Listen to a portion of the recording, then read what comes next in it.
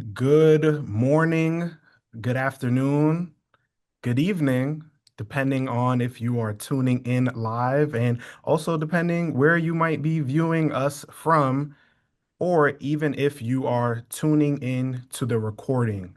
Welcome to the second installment of Decolonizing Christianity. This month's theme is rejecting Eurocentric Christianity. I am Minister Matthew Rivera, National Coordinator for Healing and Transforming Communities at American Baptist Home Mission Societies, and we are so delighted to welcome you this month. As is our custom, we always like to start off with the Word of God.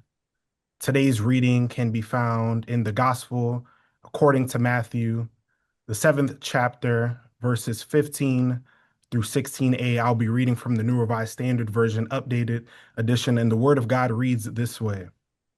Beware of false prophets who come to you in sheep's clothing, but inwardly are ravenous wolves. You will know them.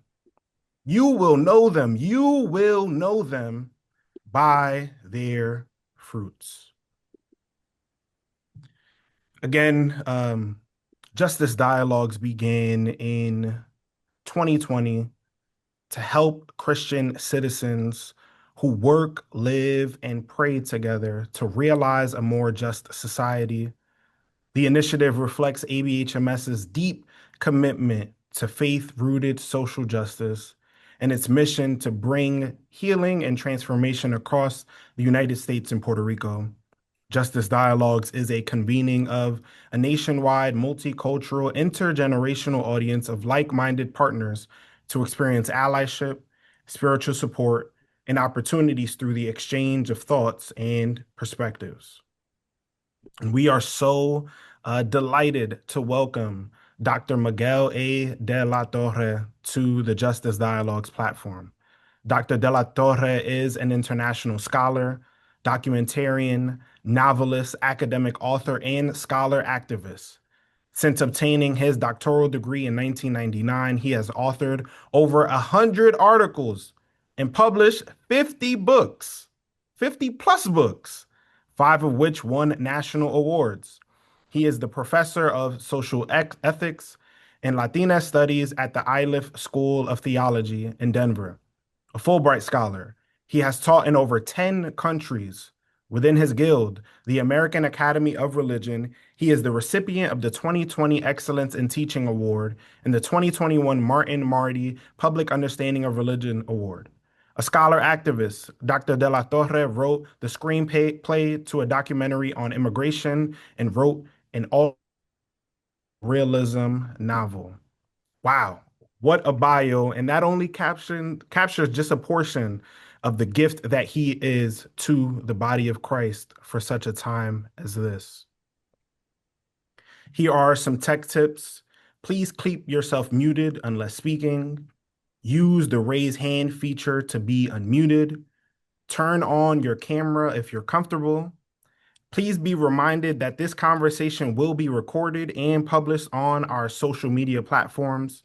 In addition, please share in the chat where you are tuning in from. We love to see where you are tuning in from, your leadership context, all of that good information. So please go ahead and flood the chats. Let us know where you're tuning in from.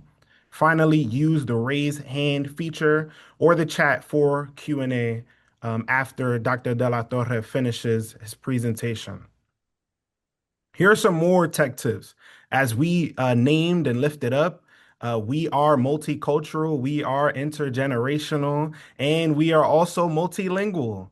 So if you do need to read this and turn on your closed captions for another language, you are welcome to do so by, one, identifying the closed captions icon in the bottom bar of your Zoom screen.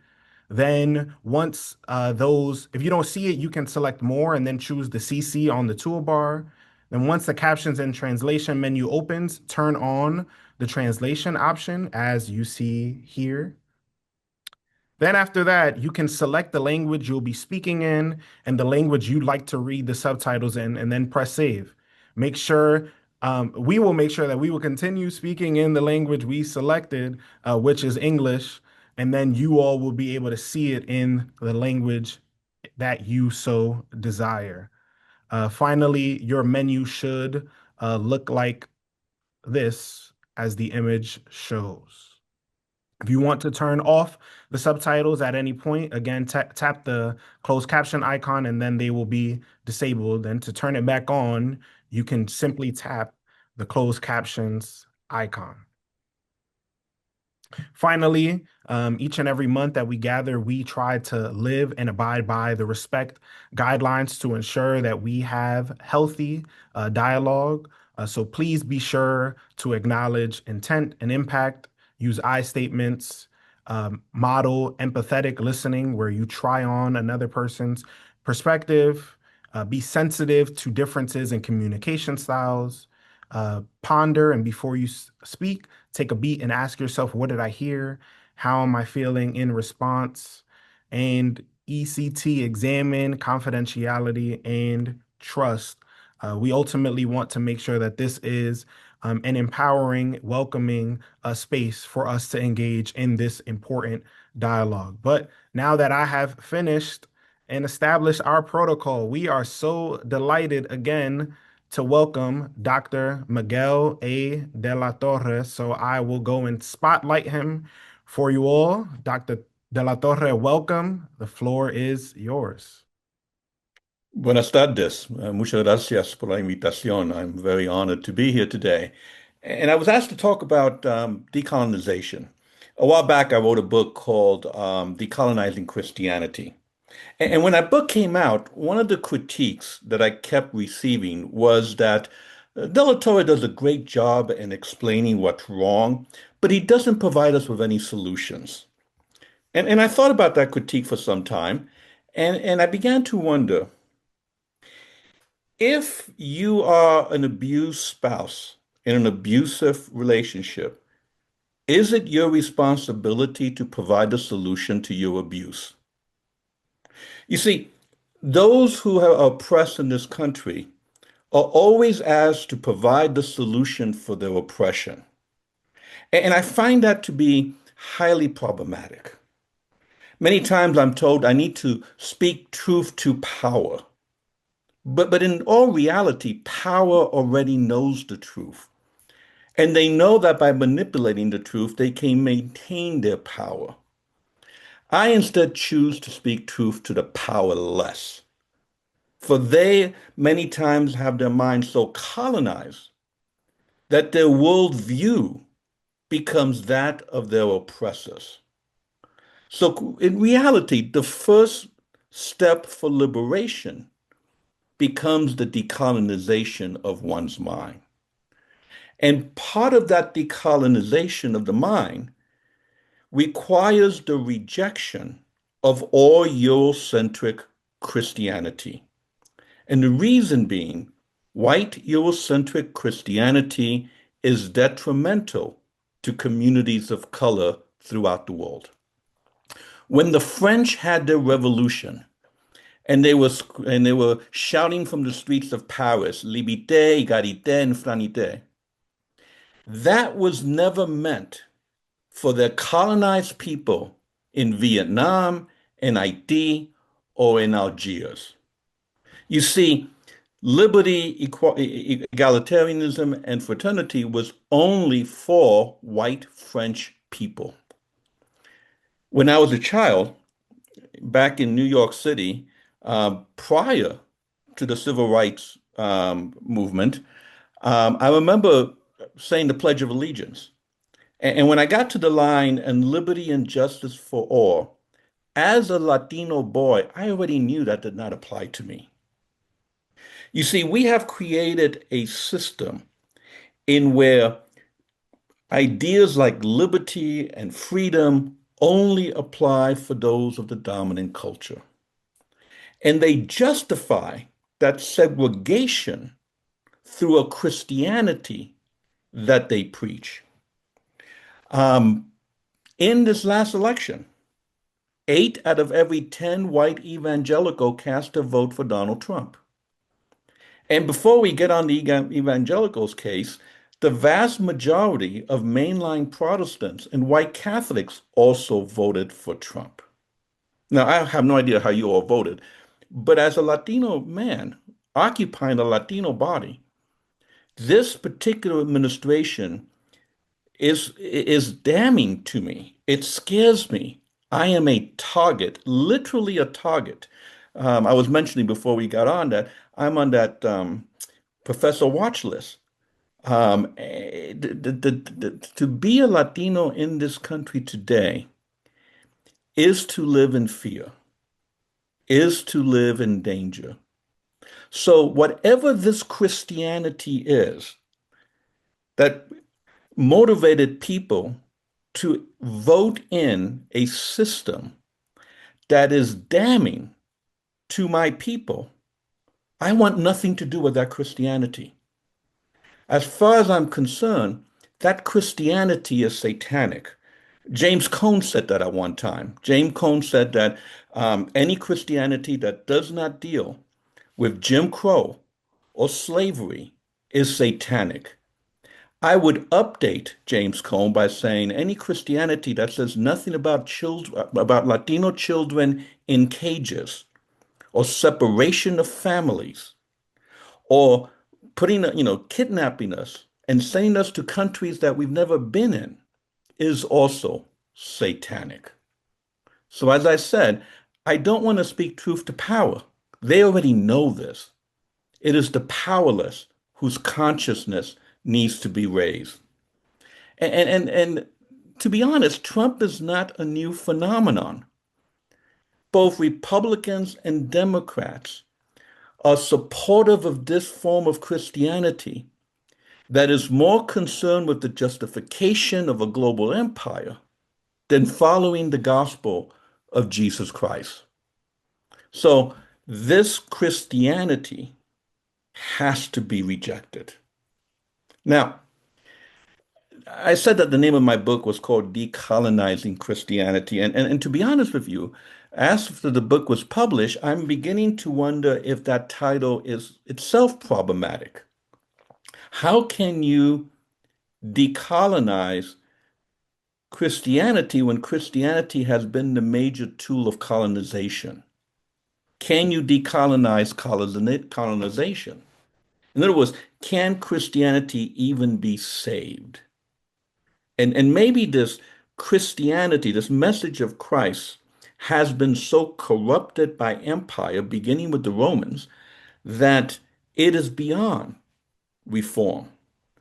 There needs to be a whole new way of thinking about what it means to be Christian. And in this decolonization conversation, I'm concerned that rather than doing that work of rethinking what it means to live the gospel, we instead are treating decolonization as the latest flavor. Now, don't get me wrong, I love my Jesus. It's the Christians that I have a problem with. It's this Christianity that I have a problem with. And my problem is that for some, maybe the rejection of this Christianity is the only way of getting saved. How can I explain this? I am troubled when indigenous people whose land has been stolen, whose people have literally been raped, are now looking at Christianity as their salvation when Christianity was the justification for the stealing of their land.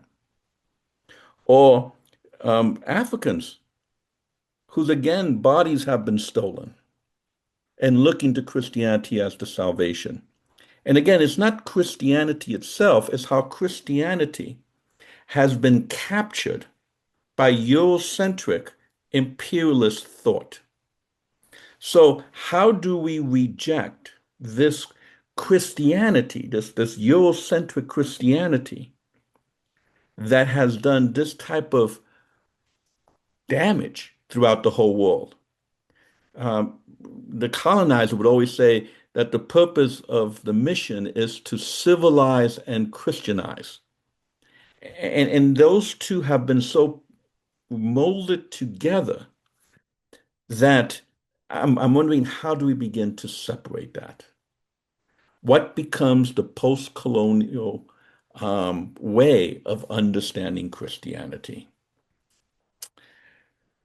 One of my intellectual mentor, Jose Martí, once said, El vino de plátano, y si sabe agrio, es nuestro vino.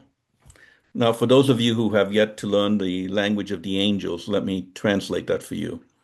What Martí was saying is, we will make our wines out of plantains. And even if it comes out sour, it is still our wine. What Martí was, when Martí wrote these words, he was living in New York City in the late 1800s. And what he was wrestling with is that he was afraid that U.S. philosophy, U.S. way of thinking, U.S. worldview would invade Cuba, the nation he was trying to liberate from Spain. And he was also concerned that Spain's own philosophy, its own worldviews, are entrenched in Cuban thought. And he was trying to say, how do we begin to make our own wine? How do we make our own philosophy? How do we, I would ask, make our own Christianity apart from the definitions imposed upon us by the colonizers? How do I decolonize this Christianity? I need to pause just for one moment. I've been using white Christianity as well as white Christian nationalism a lot. Let me just define white very fast. When I say white, I'm not talking about skin pigmentation, and I think that's very obviously. White has nothing to do with skin pigmentation. White is a philosophy, a Eurocentric philosophy rooted in the colonization of people who did not have white skin pigmentation. Therefore, you have many people who are black who in many ways are white, or many Latinos and Latinas who are brown who are also white, or indigenous people who are also white. And you have white people who are not white. So white is a philosophy. It is the philosophy of colonization. And it is the philosophy that has infused colonization with this Christianity that justifies the oppression and the colonization in the first place. So when I'm talking about white Christianity, please understand that what I'm talking about is a Christianity rooted in a Eurocentric colonial venture that sees itself as the center of the earth. And a good example is like Hegel, where Hegel is giving us the movement of history. And in that movement of history, when he gets to Africa, when he gets to indigenous people in North America, he basically skips over them because they have no contributions to make to the movement of histories. And same thing with Kant, who looks at Africans and looks at other people as not as lacking rational thought, so which from which they can determine ethical perspectives. So this Eurocentric Christianity I'm talking about has been constructed, number one, to justify oppression, and was to spiritualize that oppression. So that somehow, if you're suffering by oppression, you're somehow closer to God. So how white people read the Bible is damning to everyone else on the margins of society. And what unfortunately is the way power works in this country is that you have to find the darkest face with the whitest voice to put on a pedestal to become the spokesperson for those who are oppressed. So, how do we find our own voice? How do we begin to debunk this white Eurocentric Christianity?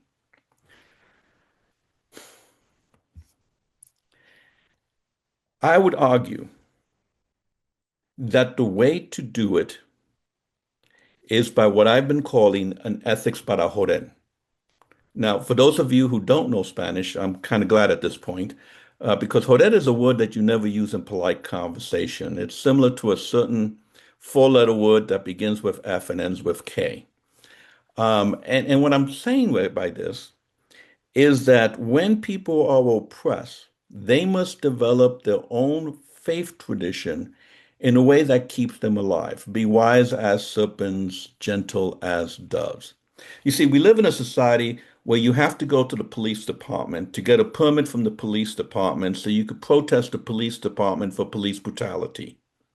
We have domesticated protests so that I could go out with my sign and down with the system and liberation for all, and I could march up and down the street and I could feel good about myself. I could take pictures and post them on Facebook, and nothing changes because protest has been domesticated so that nothing does change. The only way we begin to bring about change, and this is what I'm talking about, finding, defining Christianity through my own roots, through my own plantains, through my own um, culture, is the understanding that among oppressed people throughout the world, there has always been a strong trickster figure. So this ethics para joder is a trickster's ethics, one in where you screw with the system in order to bring about something that might be more just.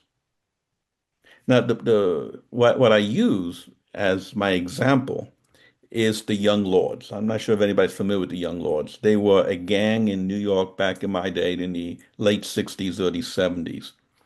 And the gang got radicalized.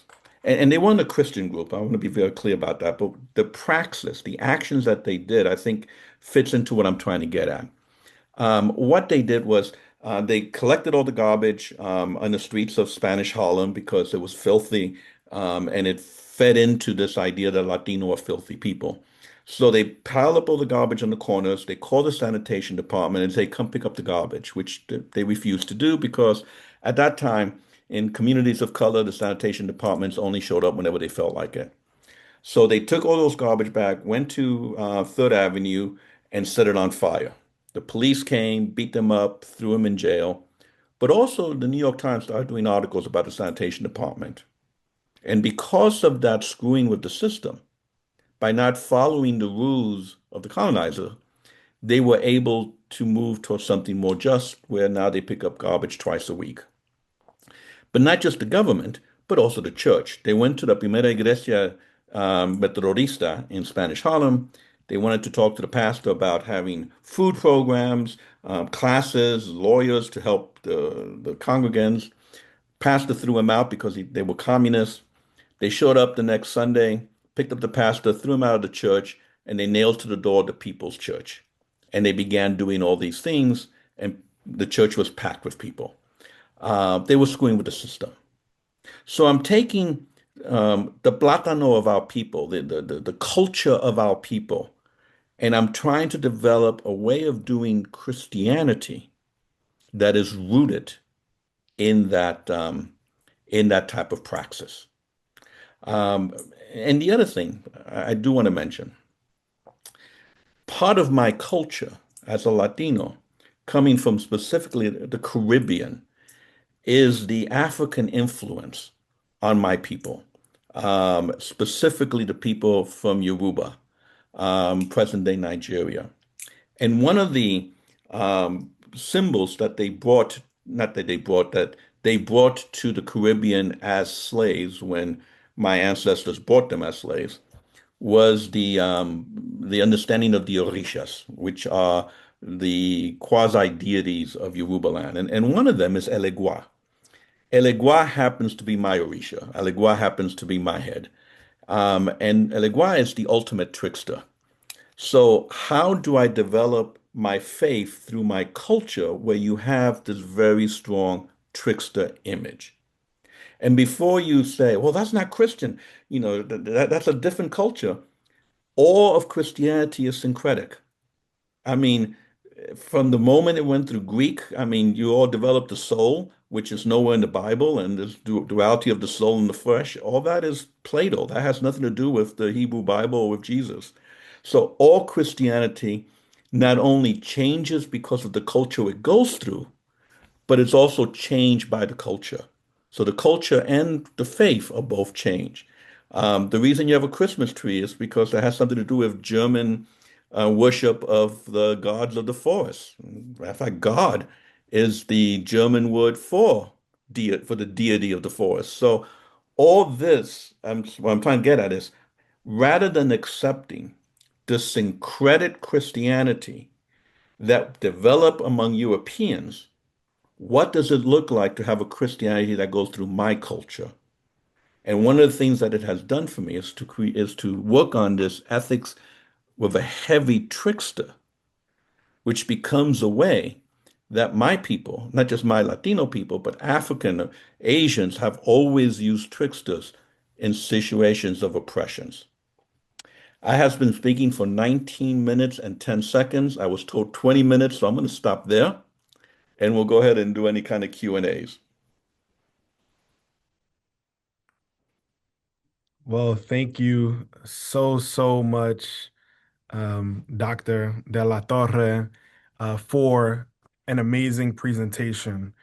Before we open it up to everyone, and please begin to prepare your questions as we want to use the rest of our time to engage in further dialogue. I do want to ask a question from your book, Decolonizing Christianity. And I think you so beautifully critique hope, but in many ways it can be misunderstood, especially because in the Christian faith we revere and hold on to hope um, so often. However, in your book, you state, quote, the promise of hope of survival is the strongest component in maintaining oppressive structures, end quote. So, can you please share more on your theology of hope and theology of hopelessness, and share more about why that understanding of hope is important, especially in this current socio-political climate? Sure, of course.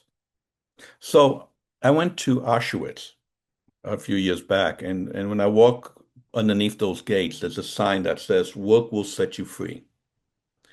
We know that's a lie. We know that those who walked under those gates, most, if not most of them, ended up being genocide. However, the sign served a very important purpose. It gave hope to those who were walking through those gates. So that if I keep my head down, if I don't make waves, if I don't look anybody in the eye, I might survive this. The truth is, they did not. So hope has been used in order to give us something to live for, knowing that we're going to die anyway. My concern with hope is that it has become a form of maintaining oppressive structures. Because if I think that I might lose something, then I probably won't risk anything to change the situation. I saw now that now that I have middle class privilege, why am I going to risk that and my retirement fund and all those goodies that middle class gives me for something like justice? So the worst thing that we can do, I think, is provide people with hope. Instead, I find that when you are hopeless, when you have nothing to lose, that's when you're the most dangerous. When I already realize I'm already dead, when I already realize no matter what I do, my children are going to continue to be oppressed, watch out. Because that's when I will do the most radical things, knowing that even if I fail, even if it doesn't matter. And here's the thing. Am I a Christian? Am I a man of faith because I believe I'm going to win? Or do I believe regardless if I win or I lose? Is my faith based on me winning the battle? Or is my faith based on me being faithful in the fight? and is in the fight for liberation, which of course liberation is the same word in Greek used for salvation. My fight for salvation, my fight for liberation is what defines my faith, not what I say I believe in my heart. So the verse that you quoted in the beginning of this, you will know their wolves by their deeds. You will know if they're faithful by their praxis. Amen. Wow. Thank you so much. That was truly powerful. We have some questions in the chat. Please feel free to continue to share your questions in the chat or raise your hand. But our first question is from Charles Williams. Is patriarchy woven into colonization? So, if so, how do we decolonize without first ridding ourselves of patriarchy, which few men are invested in?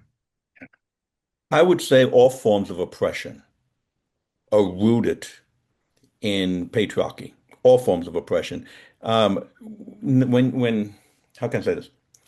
When God told Eve that he shall rule over you, and that begins the patriarchal structure. Not that God said that we're going to have patriarchy, because I think that's been so misinterpreted from Genesis, but rather that now that there is sin, that sin begins with patriarchy, and therefore he shall rule over you. But it's not enough for men to rule over women. Men must also rule over men as if those men were women. So when you look at the propaganda that's used about Black people, Indian people, Latino people, is that somehow they are demasculated, that um, that the oppression of the woman becomes the model by which you oppress other women and other men. Hence, the derogatory term used against African Americans back in the 50s by calling them boy. They're not men, they're boys. The colonizers, my Spanish colonizers, when they came to the Caribbean, said that the indigenous men had small penises. And when they urinated, they would squat while women did it standing up. In other words, they want men. So you have this concept, I think, of patriarchy that is not only the oppression of women, is also the oppression of everyone who does not measure up to the ideal white male heterosexual. So, in a long way of answering the question, yes, all forms of colonization is rooted in a patriarchy that does not see the other. Now, this doesn't mean that somehow the men in minoritized groups themselves aren't guilty of patriarchal structures. But what I'm trying to get at, what I'm talking about is the colonial structure. Thank you so much. So we have another a question and then a comment to go along with it. So if you could answer, that would be helpful. So don't offer people hope. Am I understanding your point, right? Yeah. And then If something that follows. Sorry, Doc, I understand your point. However, hope is what has and keeps my African American self and people alive, no matter what plans for genocide are planned against me slash us. yeah, if you have hope, by all means, hold on to it. My intention is not to take away anybody's hope. That's not my job. If you know, and I'll give you an example. I remember I once came across one of the things I did is put food out in the desert, and I came across this migrant who said that when he began his walk, he fell down. And you begin your walk by carrying two jugs of water to hold you, to sustain you while walking through the desert. He fell and the two jugs of water burst, and he had no water. But then the Virgin Mary appeared to him and led him to where we put water in the desert. And when he told me this, my response was not, well, what's wrong with you and all this. No, no, my response was, Gloria a la Virgen, hallelujah. I started praising the Virgin, Even though I'm not a Catholic, I started praising the Virgin for providing him with the hope to find the water. It is not my job to take away people's hope. And if hope is working for you, hallelujah. I am speaking to those who are already hopeless. I am speaking to people who have nothing to hold on to. And to give and to just say, well, you need to have hope becomes so disingenuous. When I wrote my book, Embracing Hopelessness, at the time, my teaching assistant, my TA, was a former gang member. And he ended up getting arrested again, and he went to jail. And when he went to jail, he asked me, "Can I bring the manuscript I was working on with him?" And I said, "Sure." He tells me that once he was in jail, he got other gang members to read my manuscript and did a book study with them. And the one thing he told me was, you know what? They all got this stuff about hopelessness. That was not an issue. They got it. They understood it. That's who my audience is. That's who I'm speaking to. And the person who because they are hopeless may end up harming themselves or others because they have nothing to live for. What I want to do is channel that hopelessness into a praxis that can be liberating. And quite frankly, as you know, I'm also discovering that the people who have a hard time with my conversation on hope are usually of my generation. But today's younger generation who are still living in their parents' basement because they can't get a job and they're going to be worse off, they've already are feeling this hopelessness. And if we want to talk to people who are living in the Saturday, where all they know is the crucifixion of Friday, and they're not sure there's going to be a resurrection Sunday, we need to be able to sit in the dust with them and talk to where they are. And that's what I'm doing. So again, no, if you have hope, if your congregation has hope, hallelujah, all power to you. That's not my audience. Thank you for clarifying. We have another question. What is the biggest challenge to internalized affirmation of colonization? What is the biggest, okay, I'm trying to understand the question. What's the biggest challenge? To internalized affirmation of colonization. Biggest challenge. I'm sorry, I'm having difficulty understanding the question. Can you reword it for me or? Yes. Would the person who asked the question like to unmute themselves and share?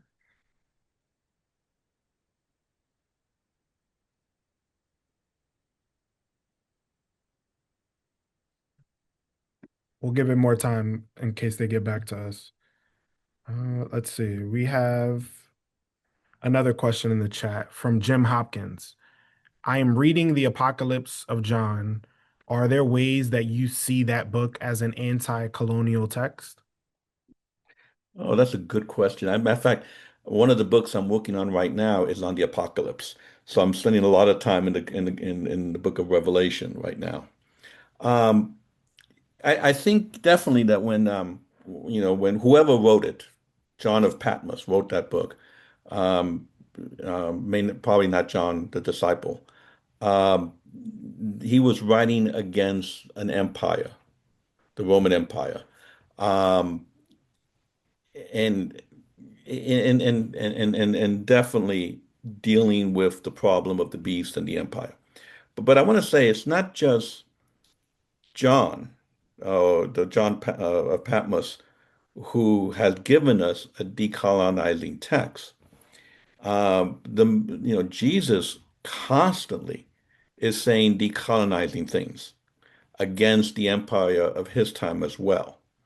I think the problem is not with the text, but rather with how those texts have become interpreted, in where those to whom the text was written against have captured the text and reinterpreted and made it normative for us to now read the text as a justification for the empire.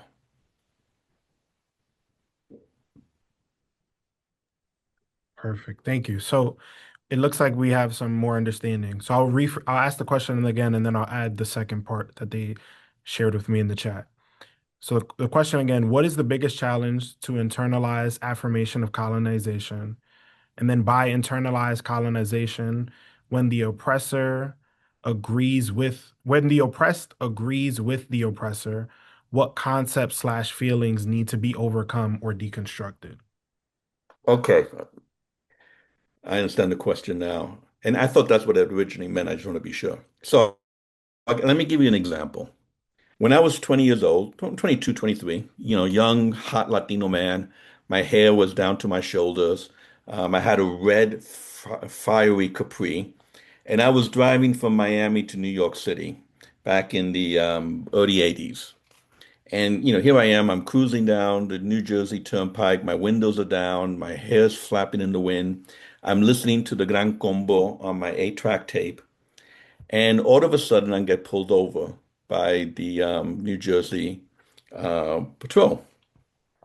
And the cop comes up to my window and says, "Son, you mind if I search your car?"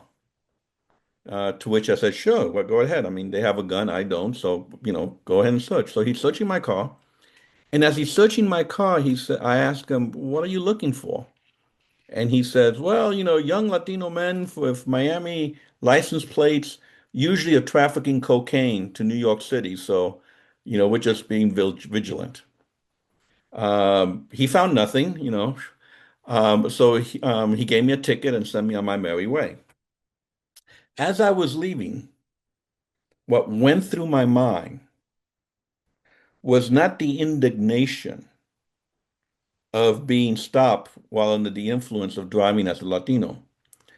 What went through my mind was, thank God the cops are doing their job to keep us safe. My mind was so colonized that I was seeing myself through the eyes of my oppressor. So this colonization of the mind, this affirmation of the colonizer is so powerful that I could not see it. And even today, with all that I've read and all that I've written and all, I still struggle with this colonized mind that has been embedded in me even before I could have consciousness. This is what I mean. This is what I think it means that affirmation. How do you decolonize that mind? It's a painful process. When I began to move away from that worldview, it was tremendously painful. I lost all my friends. I felt like I knew not, my whole world shattered because I no longer had the foundation on where that colonized mind was based upon or built on. Um, it's a painful process, and most people are not going to want to decolonize their mind. So, how do we do it? For me, it was education, it was learning, it was reading the works of people beyond my own community of color, my own Latino community. Scholars from the African American community, Asian community, the indigenous community, were all very helpful in helping me see not only how I am not only how I am complicit with my own oppression, but more importantly, I'm complicit with the oppression of others. Because the part of the decolonizing process is also recognizing my own complicity with sexism and colorism and homophobia and other oppressive structures that I'm also complicit with. And it's still a work in process. Thank you so much. So to take that a step further, we have Another question in the chat from Van Tarpley. What are practical local church organizing principles that work against a colonial mindset?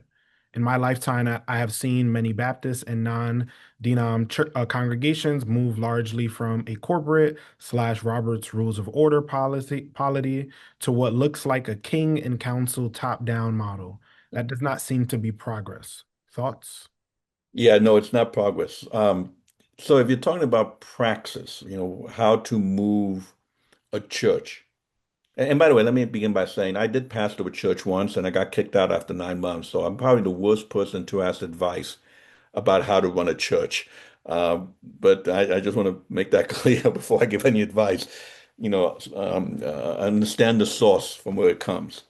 I guess there's two things that I would definitely that I've seen really work in beginning that decolonizing process within the church. The first one is showing up to where oppression exists.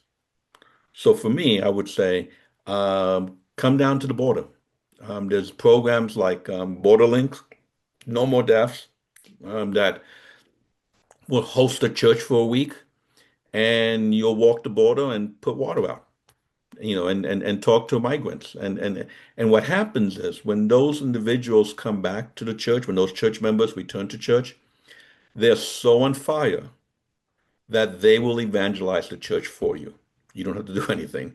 I did this with I'm not with a church, but with my own, my own students. I took a group of students down to the border, and when we got back to my institution, the institution was radicalized based on the testimonies of the church of the students who saw what was actually happening. It doesn't have to be the border; it could be anything. Take your church to where the need and the oppression is occurring. Let them see it. Let them get engaged in it. Let them be your evangelists within the rest of the church. The second thing, and this is, maybe might also be a little bit easier, is to go ahead and have book studies. There are many good books written that are geared, that are very accessible, that the church could wrestle with. In a way, this is also protects the pastor a little bit because this way you're not the one saying these things. It's this book that's saying it, and they could wrestle with the book. So that's another way I think of bringing some of these ideas into the church and having people start wrestling with it and start rethinking of how they want to do church. Awesome. Thank you again. And we have another question from Adam.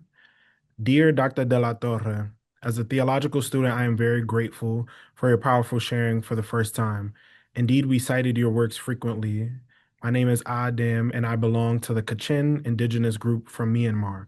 Reflecting on my own context, I would like to raise a question about the role of Christianity as a religion in leading resistance movements with armed revolution against the Buddhist-backed government and military regime. Is it the right thing to do, given that we believe and practice Christianity in our own ways, armed revolution? In this context, what would you like to say about rejecting Eurocentric Christianity, where Buddhism is the majority religion and population in Southeast Asia, especially Myanmar, rather than where Christianity is the majority religion in Europe? This is my question for you. Thank you very much. Mm.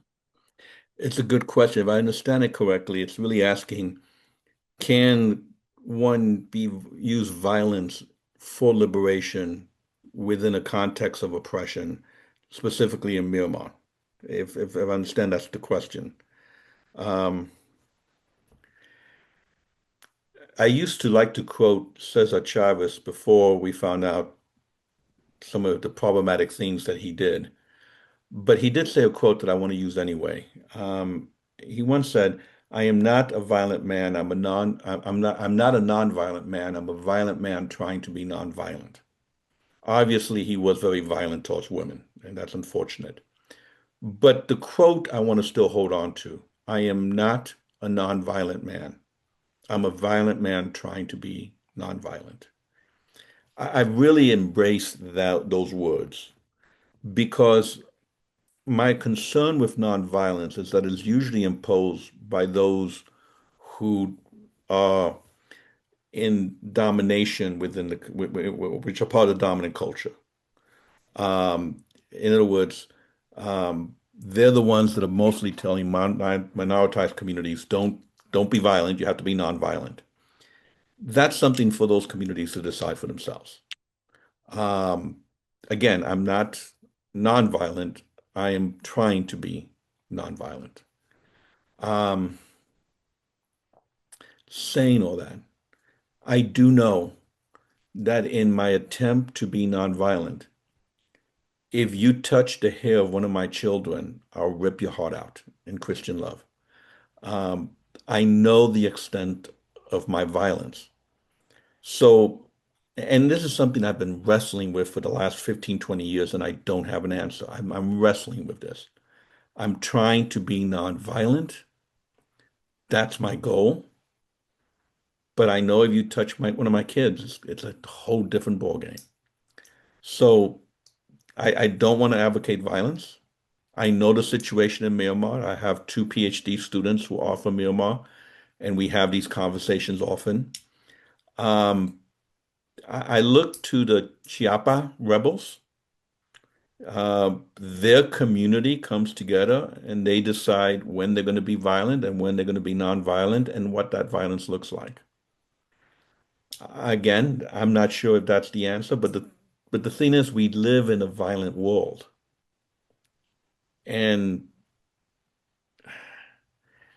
I do lean towards self-defense.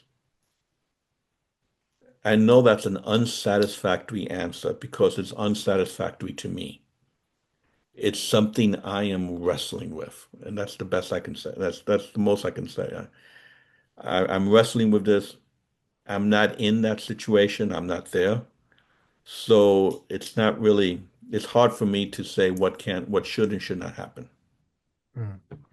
Thank you again for your honesty and transparency. The final question. Um, I was in a Democratic meeting for the first time, and they opened up with the Pledge of Allegiance. I said nothing, but I thought this was so archaic and oppressive, especially given this political climate. I wanted to throw up. Thoughts? I have a hard time. Whenever the Pledge of Allegiance is said anywhere, I just stand. I can't participate.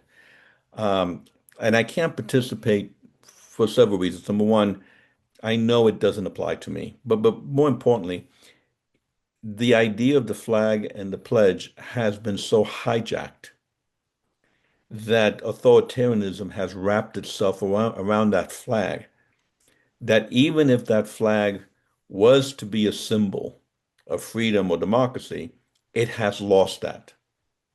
And secondly, as a child of the Caribbean, that's the flag that was used to invade my country at least three times. So it's kind of hard for me to look at that flag as a symbol of freedom and liberty when it's been used to oppress my people. So yeah, it's hard for me to be, to embrace um, a pledge to any nation, um, not just the United States, but any nation for that matter. Wonderful. Well, again, please join me all in thanking Dr. De La Torre just one final time. We sincerely appreciate your ability to sit with us in the tension of decolonizing Christianity, and even just helping to reimagine some of the things that we have been, sitting with, whether knowingly or unknowingly, and pushing us to really do the work. Again, not by just simply speaking truth to power, but speaking truth to the powerless as well. But we are excited to share that we are not done with this series just yet. There is yet still so much work to do. So we invite you to please save the date. Go ahead and scan the QR code. Next month, we will be joined by Reverend Ruben David Bonilla Ramos, who will be leading from the topic Decolonial Imagination, Theological Futures. Writing about colonialism's enduring power, theologian Ruben Alves warned in the long run, control of the imagination is much more effective than the use of violence. This conversation brings theological reflection and decolonial thinking to explore the role imagination plays in building a faith that moves beyond the limits colonialism has placed on our minds, communities, and futures. So you want to go ahead and register for that. And then the next month, in July 1st, we will be joined by the Reverend Tracy Blackman, who is a powerful social justice agent and activist in our time today. But as always, we welcome and receive any and all feedback that you may have to offer for us because we want to continue to intentionally build our platform based upon your voices, your perspectives, and your needs. So please feel free to go ahead and scan this QR code as well, as we would love to hear your thoughts on today's session. But again, we thank you all so much for joining us, and we pray that you all will be blessed as you continue to do the difficult work, both personally and in your communities and congregations of decolonizing Christianity for such a time as this. Again, thank you all so much. God bless you and have a wonderful rest of your week. And again, thank you, Dr. De La Torre. Thank you for having me.